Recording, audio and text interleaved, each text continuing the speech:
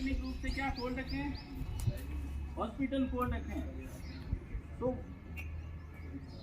जो जरूरी सुविधाएं हैं वो पूरे समाज को मिले, इसलिए सरकार का ये उद्देश्य बनता है कि वो सभी लोगों के लिए ऐसी व्यवस्था करे। तो होती है समाजवादिता, वो होता है समाजवाद, यानी कि समाज के प्रत्येक वर्ग को न्यूनतम आवश्यकता है और अधिकतम अधिकार मिल सके, तो वो होता है समाजवाद।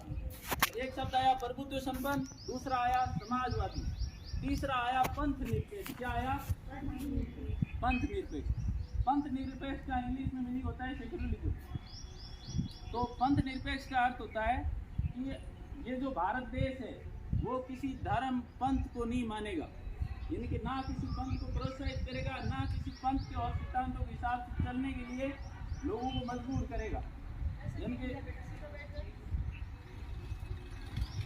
यानी कि किसी धर्म और पंथ के अनुसार ये देश नहीं चलेगा।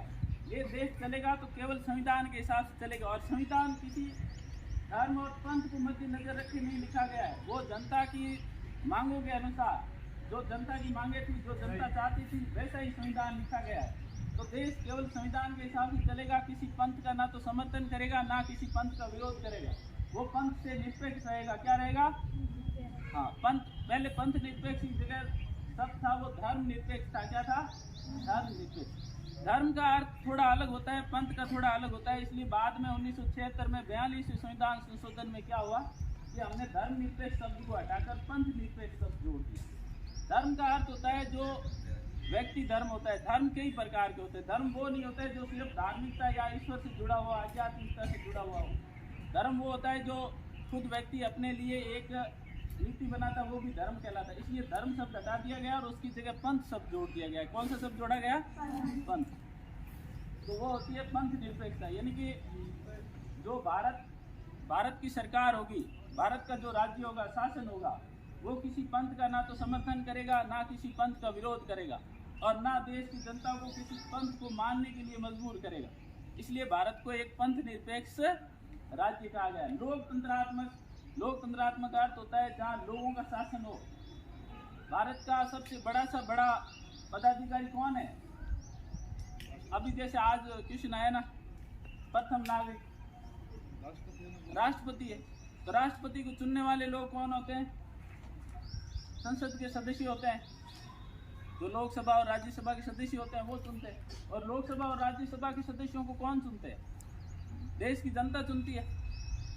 अप्रत्यक्ष रूप से राष्ट्रपति भी देश की जनता द्वारा ही चुना जाता है, क्योंकि हम जो प्रतिनिधि भेजते हैं वो हमारे विचार लेके लोकसभा और राज्यसभा में जाते हैं। तो लोकसभा और राज्यसभा के सदस्य आगे जाके किसको चुनते हैं? राष्ट्रपति को। तो पूरा राष्ट्रपति है और हमारी देश की जनता का प्रतिनिधित्व करता है। क्या करता है? तो इसलिए भारत एक लोकतंत्रात्मक राज्य है। कैसा राज्य है? यानी कि यहाँ जनता का शासन है। दूसरा एक शब्द उससे आगे आया लोकतंत्रात्मक गण राज्य। कौन सा है? हाँ, गण का अर्थ होता है देश की जनता। देश की जनता का राज्य है। किसका राज्य है? हाँ, किसी एक व्यक्ति का नहीं है, किसी एक समाज का नहीं है, किसी एक धर्म का नहीं है, ये देश की जनता का राज्य है।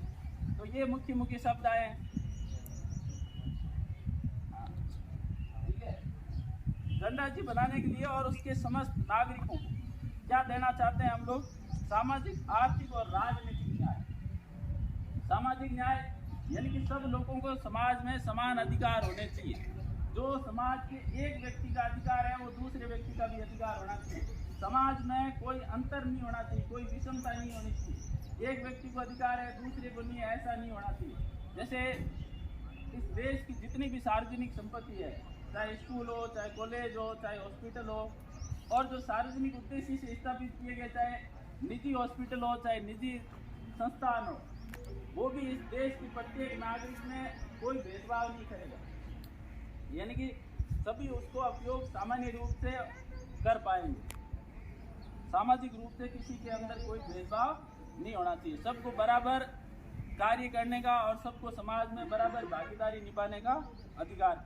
दूसरा, आर्थिक न्याय। आर्थिक न्याय का अर्थ होता है जैसे आर्थिक विषमता होती है, किसी के पास धन अधिक हो जाए, किसी के पास कम हो जाए, तो अगर धन की असमानता होगी तो क्या होगा? अन्याय होगा। जिसके पास धन अधिक है वो उस अपने धन का दुरुपयोग करके जो गरीब व्यक्ति है, जो अर्थ की कमी के कारण कोई परेशानी भुगत रहा है, हो सकता है उसके साथ अन्याय करे, उसका शोषण करे। तो भारत सरकार और इस देश की जिम्मेवारी बनती है कि वो इस तरह का आर्थिक न्याय स्थापित करे ताकि किसी एक वर्ग का दूसरा वर्ग शोषण नहीं कर सके, सबको समान अधिकार मिल सके आर्थिक रूप से। इसलिए सरकार प्रयास भी करती है इस मामले में। ठीक है, जैसे लोगों में आर्थिक विषमता कम से कम हो और सभी लोगों के पास रोजगार हो। इसी के तहत तो आप मनरेगा योजना जो सुनते हो, वो इसी का एक प्रयास है कि लोग आर्थिक रूप से संबल हो तो लोगों को आर्थिक न्याय मिल सके। क्या मिल सके? फिर है राजनीतिक न्याय। राजनीतिक रूप से किसी के साथ कोई भेदभाव नहीं हो, सबको चुनाव में खड़े होने का, चुनाव लड़ने का और चुनाव में भागीदारी देने का सबको अधिकार है। तो राजनीतिक न्याय। फिर विचार, अभिव्यक्ति, विश्वास, धर्म और उपासना की स्वतंत्रता। 5 प्रकार की स्वतंत्रता की बात की गई है।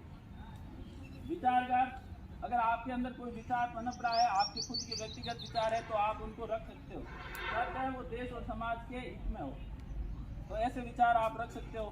अभिव्यक्ति आप कर सकते हो। अभिव्यक्ति का मतलब आपको अगर किसी का विरोध करना है लोकतांत्रिक रूप से, अगर आपको कोई बात समाज और देश की पसंद नहीं आती है तो उसके बारे में आप कह सकते हो, लिख सकते हो। राजनेताओं की कोई बात नहीं समझ में आ रही है, अच्छी नहीं लग रही है, तो भी उसके बारे में आप बोल सकते हो। ये होती है अभिव्यक्ति, अपने आप को अभिव्यक्त करना। फिर तीसरा शब्द आया है विश्वास। विश्वास का मतलब आपका जो बिलीव है उसकी आपको स्वतंत्रता है, आप किसी भी प्रकार का विश्वास रख सकते हो।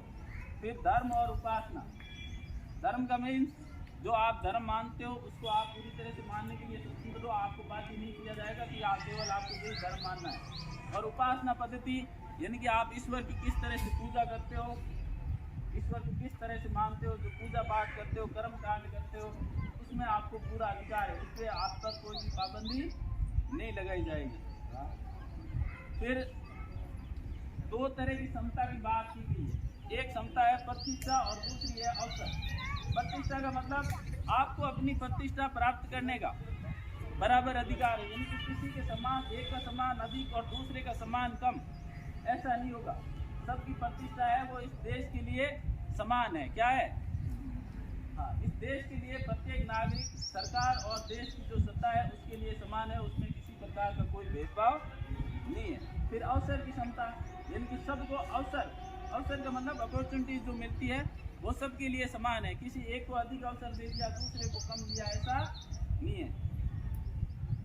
और उन सब व्यक्तियों में व्यक्ति की गरिमा और राष्ट्र की एकता और अखंडता सुनिश्चित करने वाली बंधुता बढ़ाने के लिए, इन सब के साथ में व्यक्ति की गरिमा यानी कि अपना व्यक्ति खुद की गरिमा कायम रख सके और उसकी गरिमा आगे बढ़ती रहे, उसके साथ राष्ट्र की एकता बढ़ती रहे और अखंडता सुनिश्चित हो, यानी कि देश में किसी प्रकार का कोई मतभेद नहीं हो, विभाजन नहीं हो, ये प्रयास करते हुए और इस तरह की बंधुता बढ़ाने के लिए दृढ़ संकल्प होकर 26 नवंबर 1949 को हमारा जो संविधान है वो हमने अंगीकृत किया। अंगीकृत का अर्थ होता है स्वीकार करना। क्या होता है?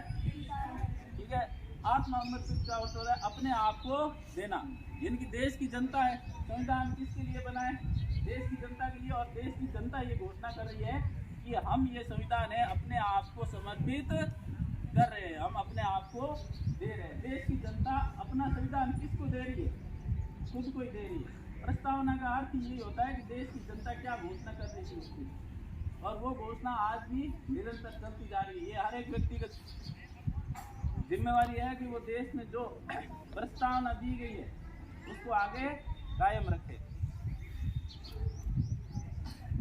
और अधिनियमित का अर्थ होता है कि हम इसको आज, अधिनियमित का मतलब इसको पूरी तरह से कानूनी एक कार्यालय तौर पर ऑफिशियली हम इसको स्वीकार करते हैं। अधिनियम बनने का मतलब है कि वो जो लिखित दस्तावेज है वो बन जाता है। तो इस तरह से हम उसको उस दिन हमने लिखित दस्तावेज के रूप में उसको स्वीकार किया।